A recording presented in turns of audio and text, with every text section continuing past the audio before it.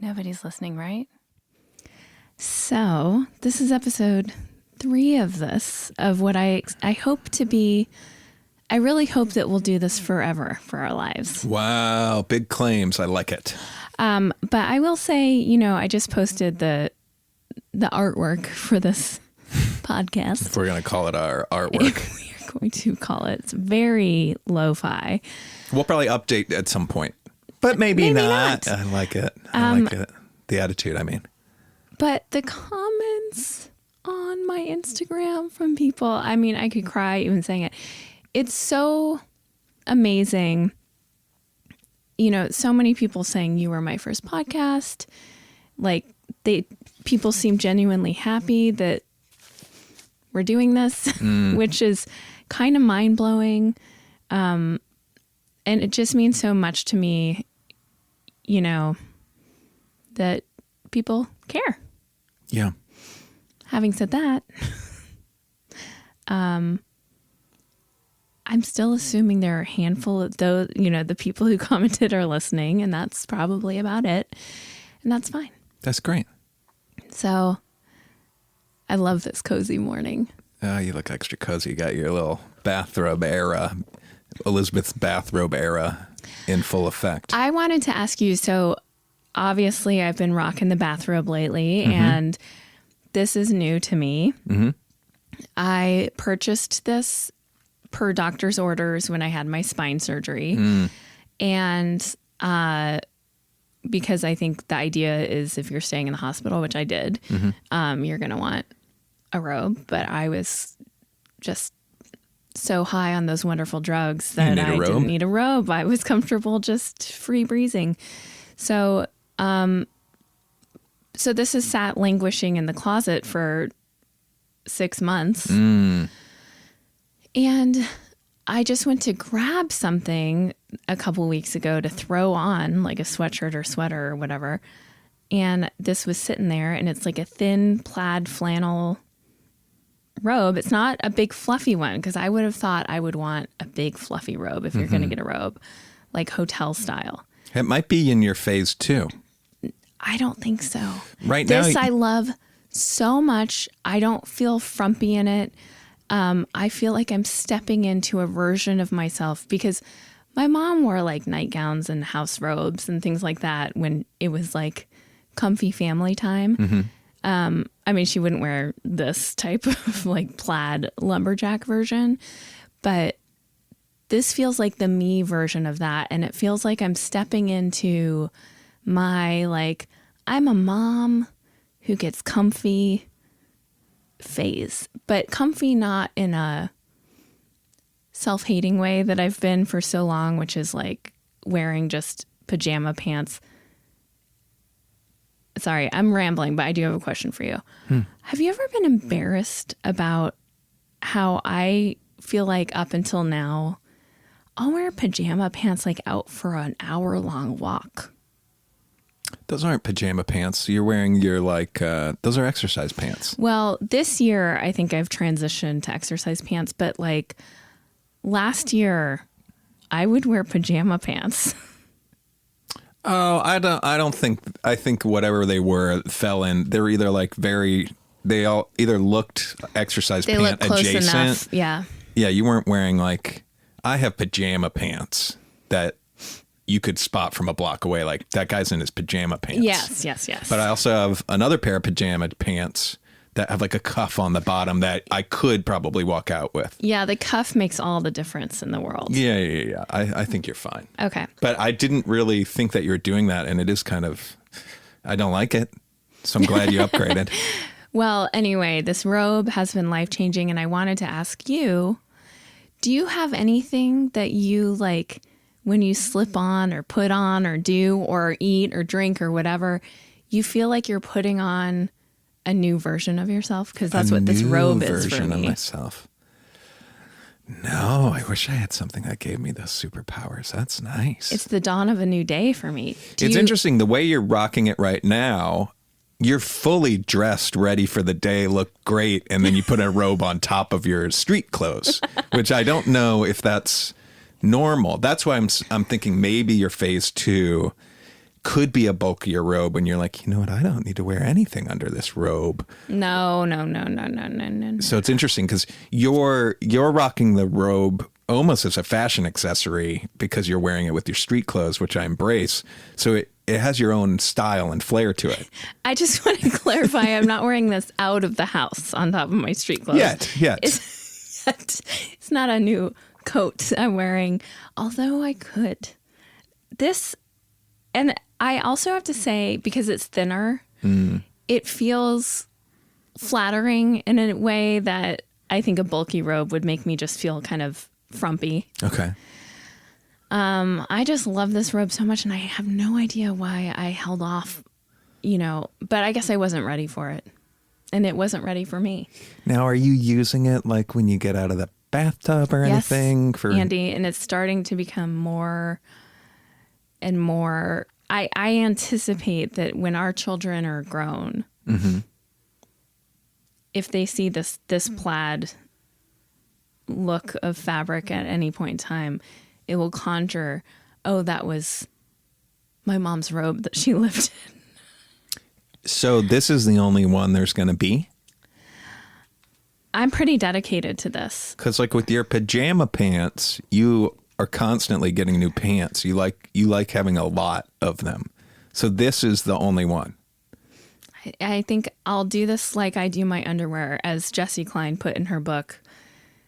You wear them until they're tattered flags waving in the wind. Okay. And it's time to replace. Well, I mean, with as often as you've been wearing this thing, we're, I don't know, a year out maybe? Tops. Oh, dream of dreams. But I also am in a transitional phase right now. My job, my television job, which I do feel, probably when we stopped podcasting was around when I was starting to work in, like my first writer's room. Oh, yeah. I wonder what the time linkage is. I wonder what the time linkage is. Very, very grateful that my career has continued, and especially I've been on a drama, A Million Little Things, for the last, get ready, 94 weeks straight. For 2 seasons, network drama, a lot of episodes, and could not be more grateful for it. And it's been such an amazing experience. But you can't wear the bathrobe on Zoom, even though you think you might be able to. It's frowned upon. It's frowned upon, but I am wrapping things up on that show for this season. We don't know if we'll get another season. Staying tuned for that. But in the meantime, because last year we didn't have a hiatus at all. Like my last day was the first day of season 4. I am able to settle into a new routine for myself for some time. Yeah. I'm able to be hopefully more present with the kids. Like I'm taking Otis to his PT this afternoon. And you're going to lounge in your bathrobe all day. A life of leisure. You can start like drinking during the day? Possibly. Yeah. Ooh. I feel like this is a topic, but I do you think you might ever be a robe guy? Absolutely not. You look at me with total disgust. Fair. I would look like a serial killer if I rocked a robe like you are, just on my street clothes on top. You know what I mean? Yeah. Okay. I don't though. I'm like, I could see you. You know what you do very well, and tell me. And also, as we've become mountain people, a little by little with our cabin, which I anticipate once it's habitable and we're able to be in it, will become even more so. Yeah. You and I have kind of embraced things like plaid and I've always loved the plaid. Slippers.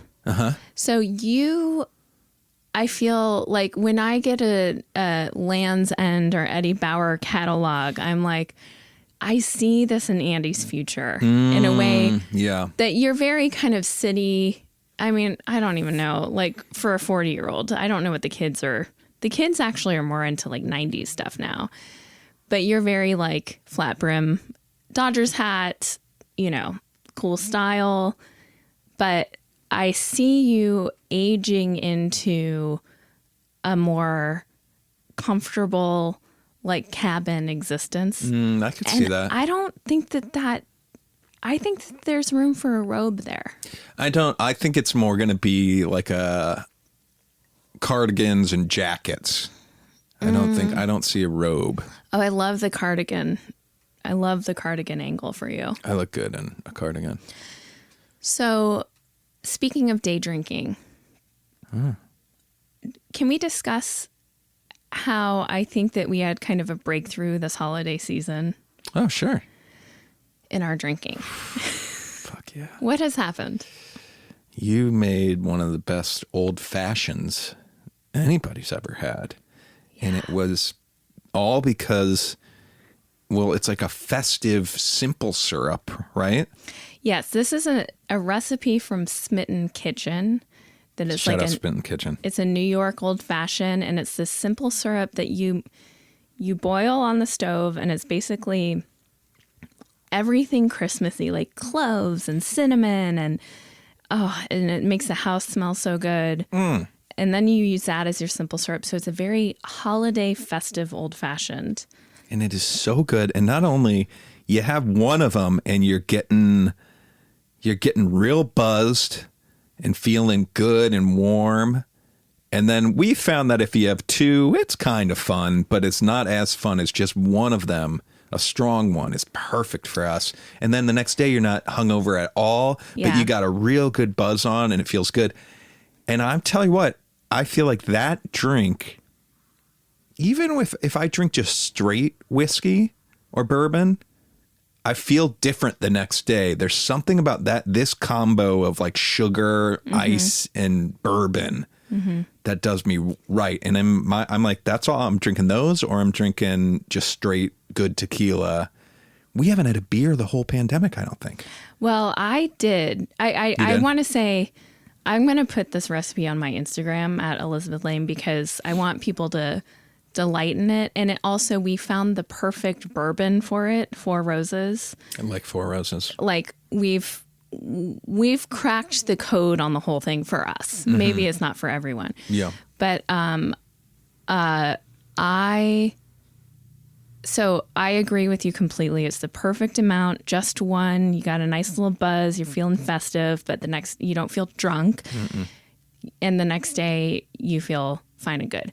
I had a beer probably like 3 weeks ago, and it felt horrible. Yeah. And we have all these beers in our fridge, like from accumulating over like the last couple years, because you and I used to have like a beer occasionally, especially like a Pacifico if we're having Mexican or something like that. I can't even do it anymore. It made me feel instantly bloated. That's us just getting old. Like, yeah. If I have more than one beer, chances are I'll already start feeling shitty before I go to sleep. And then I definitely can tell the next day. Not like super hungover, but I'm like, ugh, why did I drink those 2 or 3 beers? Yeah. Whereas if I have 1 or 2 like stiff cocktails or just straight liquor, I'm like, I can handle that and I feel good. Is now a good time? What's this like show you're doing? Oh, hell yeah. This is truly an organic transition. I just remembered. I'll drop a little snippet because we're gonna announce real soon. But Totally Beverages and Sometimes Hot Sauce, aka T-Bash, is coming back in new clothing, in a new form, in a robe, so to speak. It's new, plaid, thin, flattering, comfortable robe. Maybe it's in a robe that we're soon gonna derobe it and unveil it to the world. You're so upset with you don't want to associate with the robe at all. But yeah, stay tuned for that. JoJo and I are gonna announce that very soon, and I'll just say we're pretty excited about it. Yeah, I feel like this has breathed new life into you creatively in a way that I haven't seen in quite some. I mean, neither of us have been able to be creative outside of like our jobs. Yeah. It's not, and it's. I guess when we I can't believe we haven't done T-Bash for, I think it's been 5 years, which seems absurd.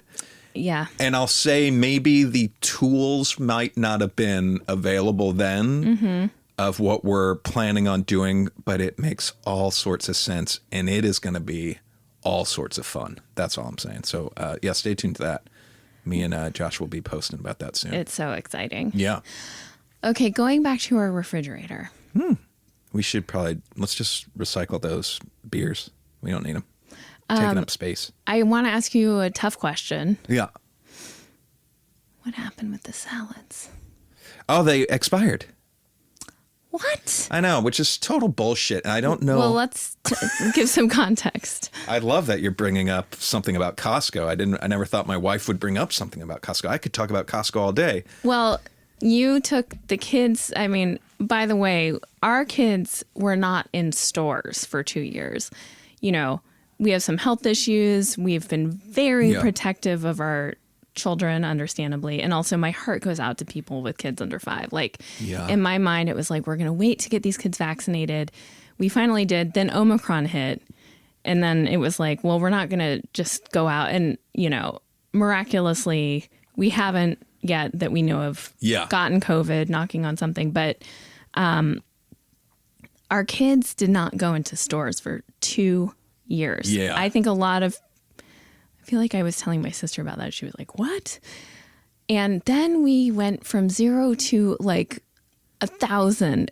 What store did we take them to? Well, the first store we took them to was Target, like to get a toy. They could get whatever the hell they wanted. Oh, yeah. That was very cute, I thought, because we wanted to commemorate and congratulate them on receiving the second vaccine and being fully covered by it. Yeah.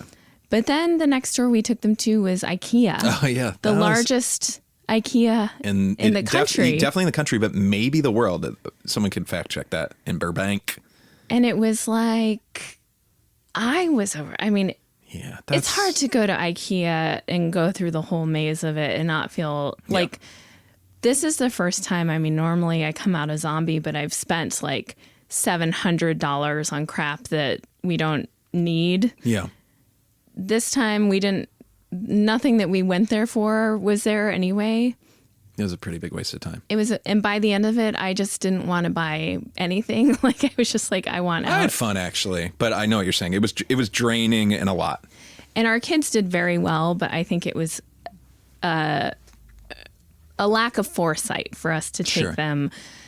And then you took them to Costco. There's something that happened at Costco I didn't tell you about, which is kind of interesting too. So, wait, but what were we talking about Costco first? So I don't. Salads. Oh, so real quick salads, and then I'll get to my Costco story. They have this BLT salad at Costco, which I haven't been to Costco in like over a year. Yeah. So I was excited strolling through Costco. I was like, ooh, there's that salad I like. Grabbed a 2-pack, and I was excited to have them. And then apparently they're already expired. So Shame. Costco. And I know there's probably people that are like, well, you could still eat it. Did you look at it? But I'm very squeamish about expired stuff. So I'm sorry. I don't need to hear about it. Here's what happened, though, at Costco. Okay. I'm curious how you would have dealt with this. Okay. Are you familiar with Costco and how the food court works there? I didn't know there was a food court. Okay. Is it outside? Yes. Okay. Okay. Yeah. There's it's like windows, right? Yeah. Elizabeth's not a Costco gal, but you know about this. So outside there's windows and picnic benches, basically, like white plastic picnic benches, and it's covered the whole area. So we're in line, figuring out what the kids want. One wants, ice cream and smoothie. We're getting pizza. We're getting churros. We're doing the whole deal. And it's lunchtime on a Friday, so it's like pretty busy. So we're getting closer and closer to the window to order. And either when we get to the window, maybe we were at the window, I'm looking for seats and I see a picnic bench open. I'm like, kids, go grab that picnic bench, right? Mm-hmm. So they go over to this picnic bench. They're maybe like 30 feet away from me, something like that, right? Yeah. But I got eyes on them. But I'm paying and I'm getting stuff. Then it's like way too much for me to carry. So I, wave over one of the kids. They come over and get the food. We go back. So we sit down.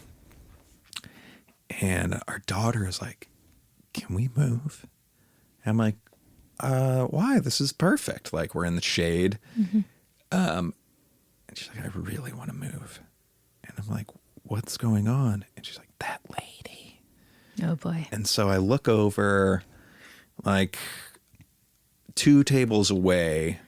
There are these 2 old women. And they do look out of like an old timey fairy tale, like the wicked lady in the fairy tale. Okay. Okay.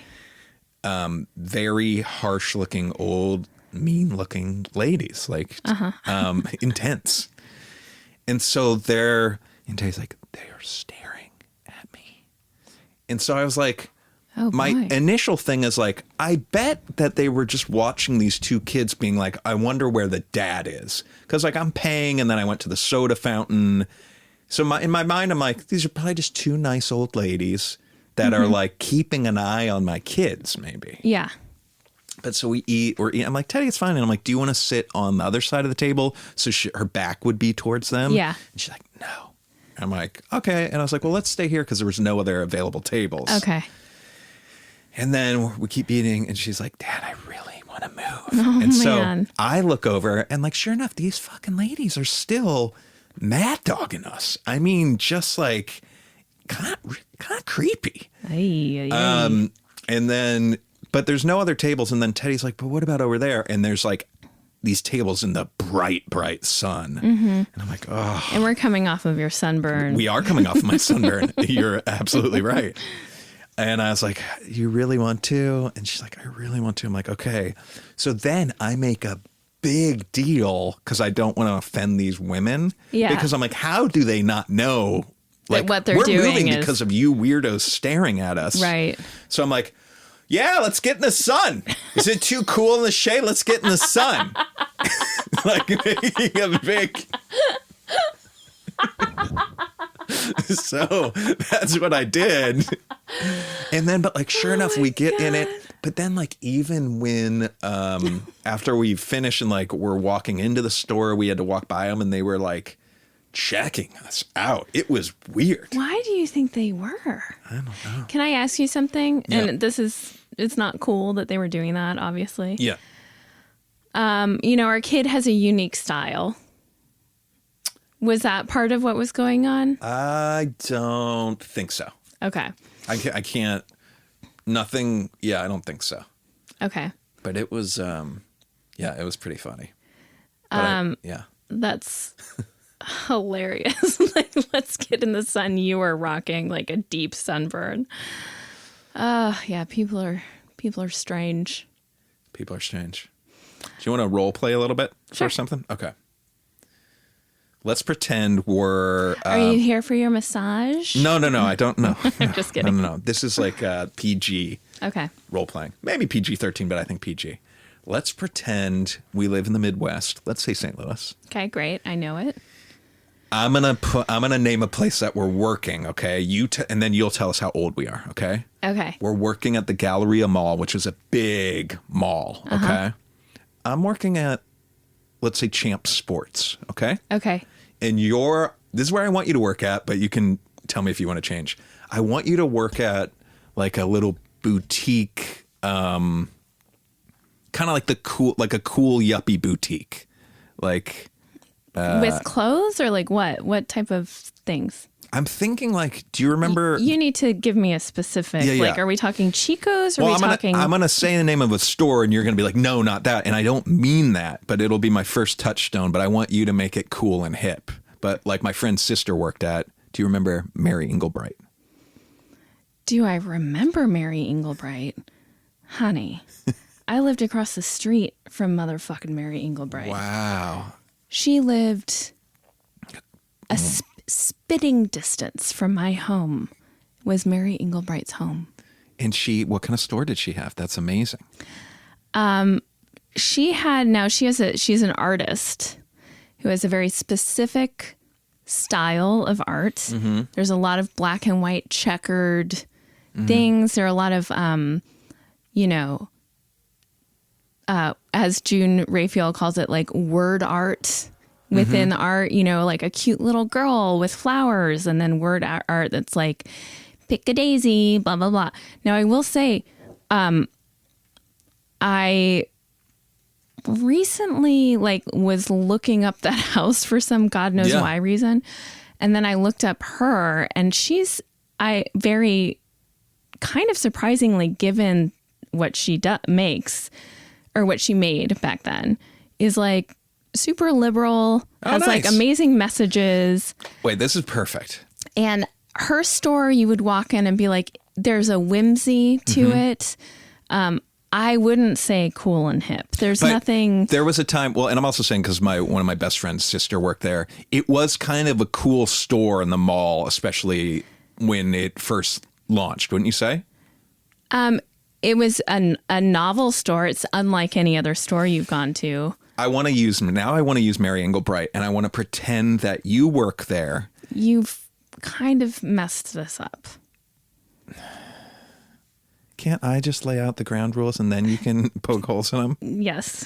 I'm thinking you work there. Okay. And you're this like cute little thing that works at Mary Englebright. Okay. Mm-hmm. And then twist. I don't know this at first. Okay. But I think you're a daughter of Mary Englebright. So that might change things down the road. That's what I got so far. I just work at Champ Sports. And what are we role playing? I want you to come into Champ Sports for some reason to surprise me. We've never met though. And what are we getting at here? Is there a target in sight? There's no target. Who knows? Because you started this by saying, I want you to say how old we are. Oh yeah, how old are we in this scenario? Well, you've very clearly said I'm young. I'm like late teens probably. No, that's not what I was thinking. Well, you said my friend's sister. When you lived in St. Louis, you were all of 12. But that was just my touchstone to Mary Englebright. And also I'm Mary Englebright's daughter. Yeah. Which back then would have been, But we don't have to be back then. This could be like 2000 or 2003. Okay. Hey. I'm looking for my grandson. Wait. You're Mary Englebright? No, I work there. Oh. Okay. Wait, what's this voice that you're doing? Grandson. I'm saying that I'm an elderly woman who's coming into Champ Sports. What do you want from me? Like, tell me who I am. I wanted a possibility of a love connection when you come into Champ Sports. Okay. But I wanted to make it clear that this isn't like a Penthouse Forums fantasy situation. This is potentially completely PG, but I want there to be a possibility of you and I to connect. But you know what? I had no idea. But you know what? No, you make a good point. I don't know about the voice choice that you're making, but you know what?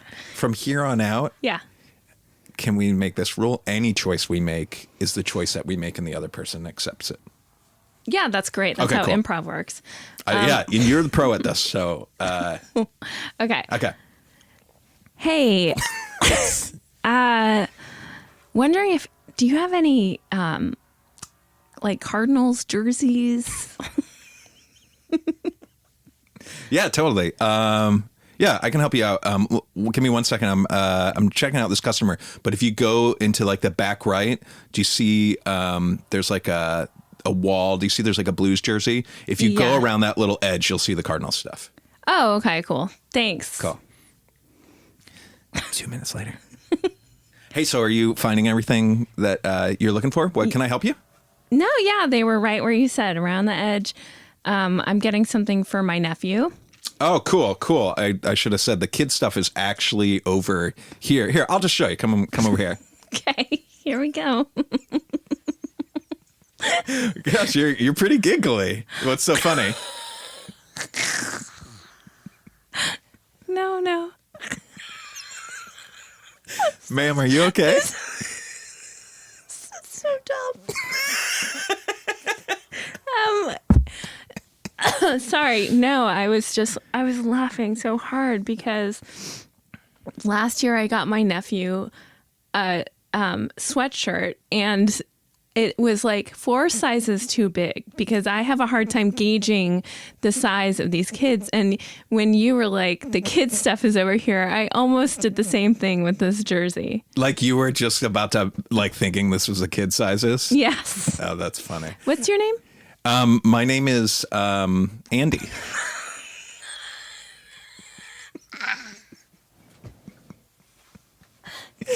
What's your name? That is so funny because my name is Mandy. Oh, that is really funny. So do you work here full time? Yeah, well, I'm kind of full time. I'm doing like 30 hours. I had to do, if I did over 25, I could get some benefits. But yeah, right now I'm just kind of saving up because I want to move to Branson. Oh, okay. What about you? Are you just here shopping? Oh my God, Andy.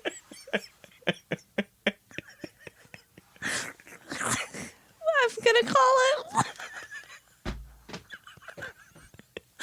We are so bad at this. We can never be single again because neither of us will survive. If that is... Maybe we'll try role playing again down the road sometime. That was fun. That was fun. Oh, God, that really was very funny.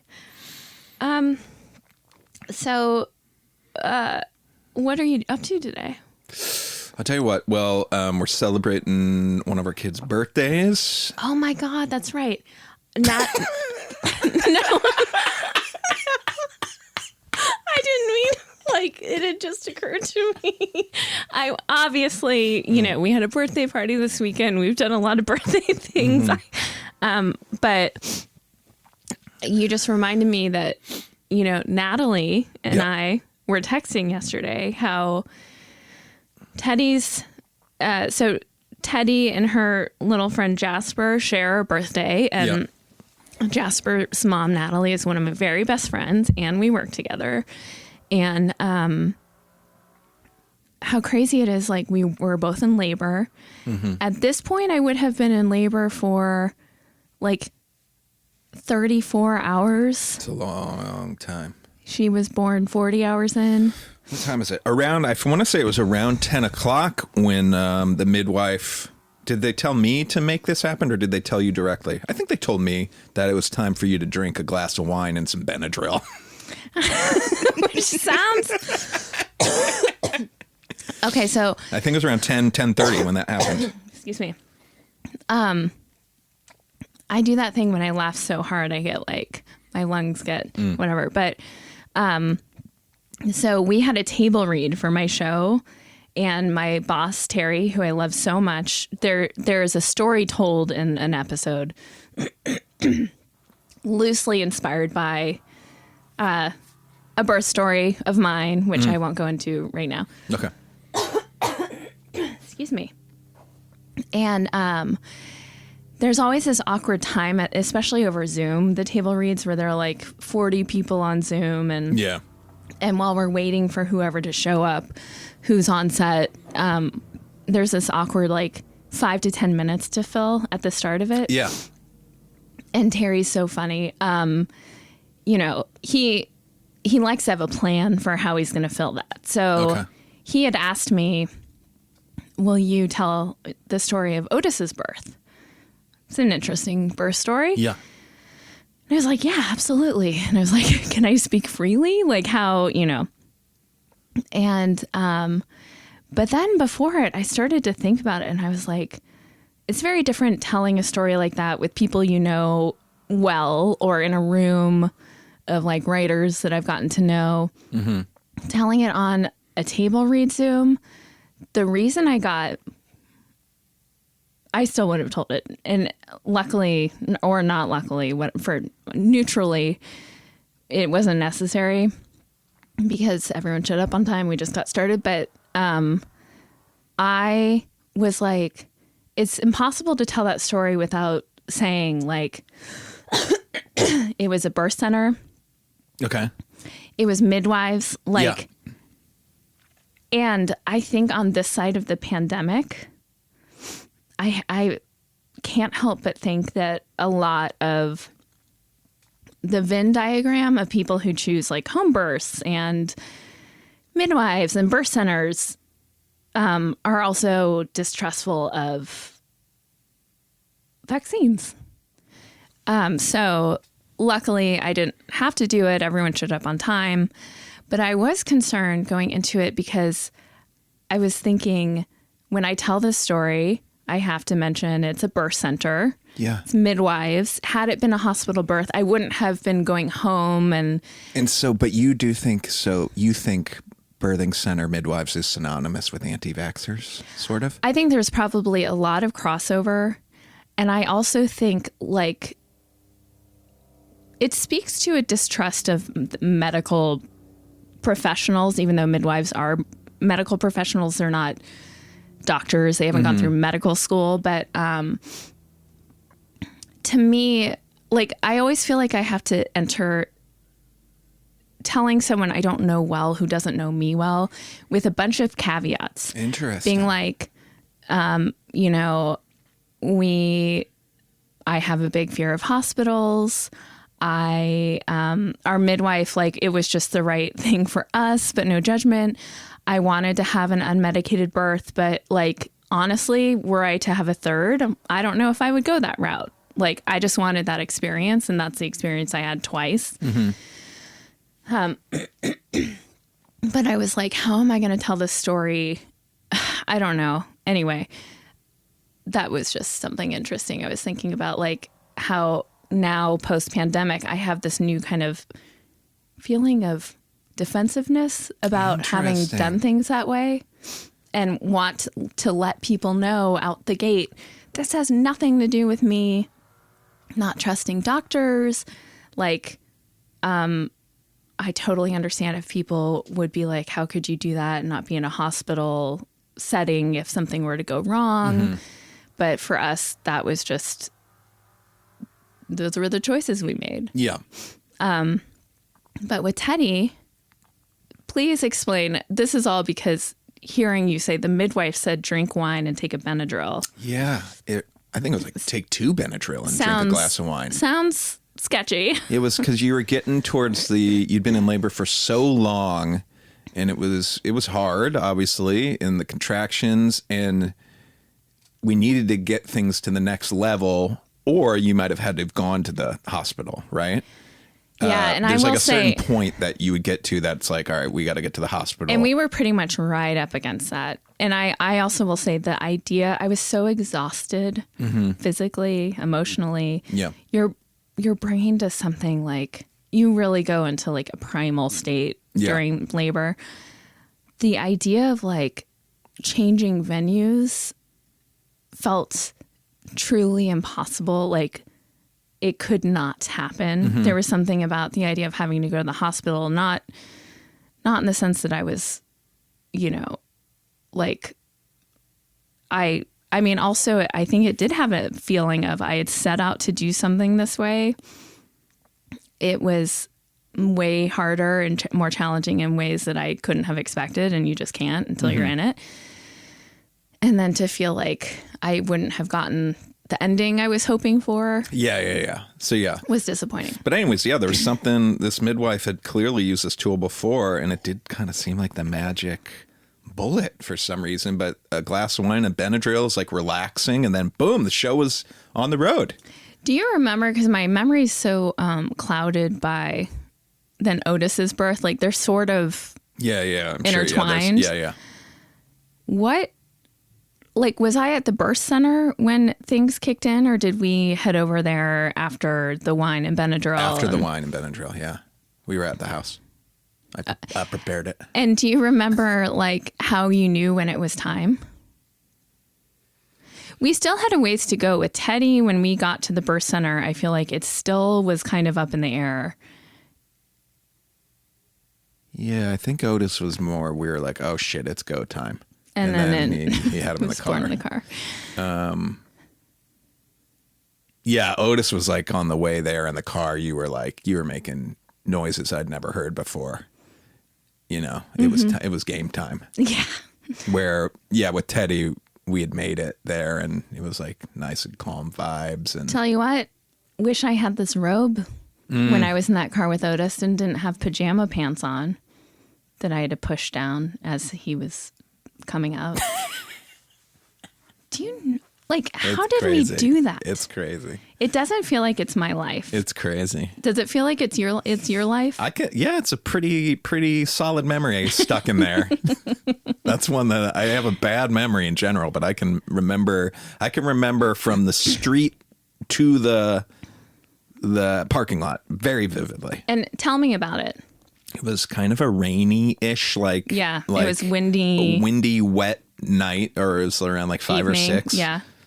In December, and we were driving, and it was like it was happening, and we were like, well, let's call him. And we got him on the speakerphone in the car, and they're like, where are you? And I was like, I'm this place.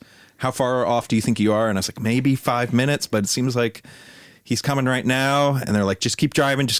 You're almost here. We're going to be there for you outside. And I can envision the whole drive. And what was I saying? You were just screaming and stuff. Was I like, he's coming? I mean, yeah. He's coming. Yeah, for sure. I do remember it. I don't remember much of it, but I remember looking down.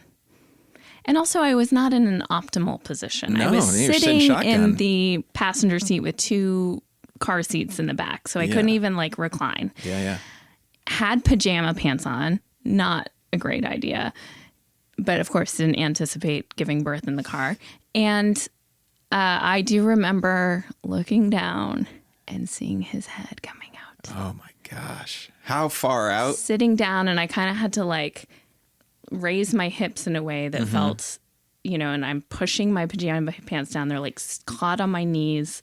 It was all tough. I just remember the relief. We came around the corner and I saw them outside and was like, whew. And then literally we park, open the door, kid is born. I mean, it was right then. And then you were ushered inside, and I was standing outside in the parking lot stunned for a minute or so. And then I followed the trail of blood in the hallway into the birthing center. When you caught up to me, that's one of my favorite details of the whole thing. First of all, I got cold after giving birth. I was sitting there in the car, and I was like, and they were like, let's go inside. This is going to get graphic if anyone is squeamish, but I had the umbilical cord was still connected to the placenta, which was still inside me. So there was a leash going from my baby into me. You know what I mean? Sure. But I was cold. And also at this point, my pajama pants had been pulled off for me. And I'm like, okay, let's go inside. And I'm waiting for them to wheel over a gurney or a wheelchair or whatever. And they just kind of are helping me get out while I'm holding Otis. Yeah, and he walked you in. Walking me in. And I kind of was just dazed and okay, I guess I'm walking now. And as I'm walking, no pants on. Yeah. I remember the feeling of the cold air against my bare legs and ass. Yeah. An umbilical cord coming out of my vagina. Oof, yeah. And walking in, and then you caught up with me, and I was like, I hope I'm not making a mess or anything as we're walking in. I hope I'm not dripping. And you were like, no, you're fine. And then later you said, your quote was, you could have water skied on what I left in my wake. Oh, man. Yeah. But anyway, we did it. It's wild to think it was 8 years ago today. Not that one, but not that one, but that we became parents, and it was something we wanted for a very long time, and I also love that Teddy was born in it was a water birth, in a tub, and in the birth center. And she didn't cry. Yeah. And she didn't cry for 24 hours. Yep. She was born. We pulled her onto my chest out of the water. She locked eyes with you. You were right behind me. And then she locked eyes with me. Calm, confident, dare I say. Had also kind of a wisdom, almost in the sense that because she wasn't crying and wild, it felt like it felt like she knew that she was arriving. Like, oh yes, now I am here. All is going according to plan. This is the life I'm about to lead. And I will say that is very true to her personality. Wouldn't you agree? Yeah, I would agree with that. And in many ways, Otis being born in this like dramatic, surprising, almost comical way is true to his personality. Yeah, that's true. Yeah, it's crazy. And this afternoon, I'm going to set up a Ninja Warrior obstacle course in our backyard. That's probably going to tear our fence down. But we'll see. Oh. I got a plan. I think there's some metal posts out there. I think they're pretty rock solid. But I just want to mention it now in case they're not. So that everyone's aware that there are risks involved. Yeah, and I think I'm going to set up in a way that our kids aren't too high off the ground in case the whole system fails. And you're going to test it out with your weight, I would assume. Ooh. Yeah, no. I think it's like good up to like 250 pounds or maybe even more. It might even be even crazier. This is one of those things that they can't be on it over the concrete. They can't be over the concrete. Okay, we can make that work. It's going to go over the concrete. I know it is. But I know it is. Yeah, we'll set up the ops. Yeah, I know exactly what you mean. That makes a lot of sense. You know, like this weekend at the birthday party, we had we're just busy talking to the parents and had kind of lost track of all the kids are playing in the yard. And we look over and there are 12 kids on our little trampoline jumping all in unison. Like the thing is packed like a rave in the 90s.